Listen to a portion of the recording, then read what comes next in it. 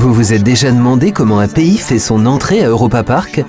Pour le découvrir, je me mets en route à destination du nouveau quartier thématique, l'Irlande. Et vu que l'Irlande est une île, il faut d'abord traverser cette rivière.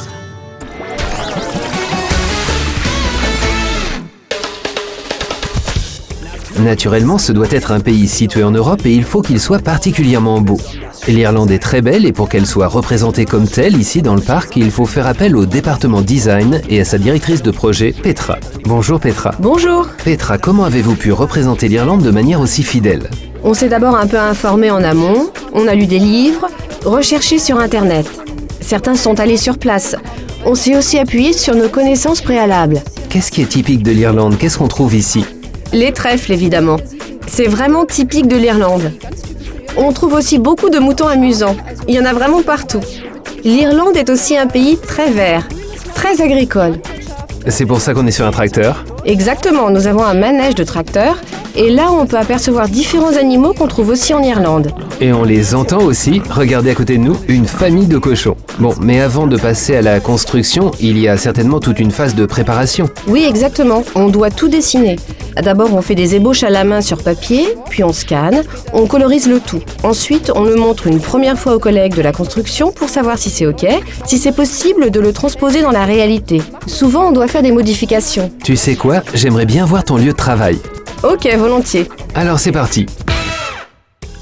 Et c'est ici que ça se passe. Max Solutions, le département design d'Europa Park. Tout est conçu ici. On sent tout de suite qu'il y a de la créativité ici. Sur le mur là-haut, une image de la parade drôlement bien illustrée et Vaudane vue d'en haut. T'as aussi dessiné ça? Oui, on a tout conçu ici. Et là, on peut voir l'Irlande, non? Oui, c'est bien l'Irlande. Depuis le début. Donc des premiers dessins en crayon jusqu'à l'élaboration des plans de construction. Je vois ici quelques ébauches, puis des dessins finis de moutons, et ici en haut des photos de véritables châteaux irlandais. Ce sont les modèles. On a besoin de photos de référence pour se rapprocher au plus près de l'original.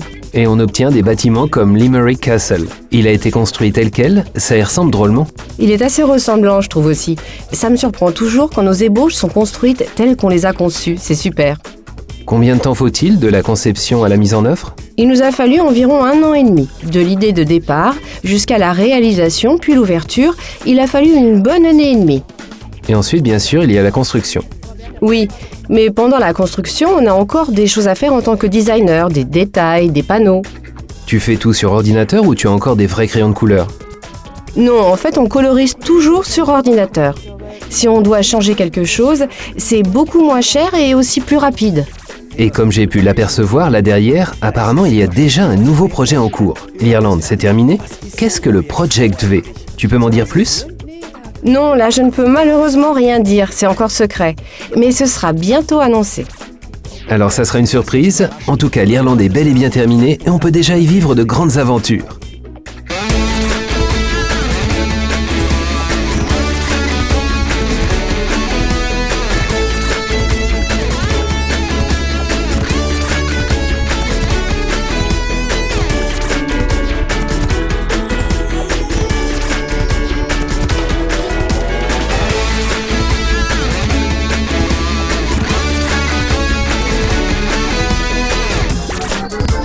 Rendez-vous en Irlande, à bientôt!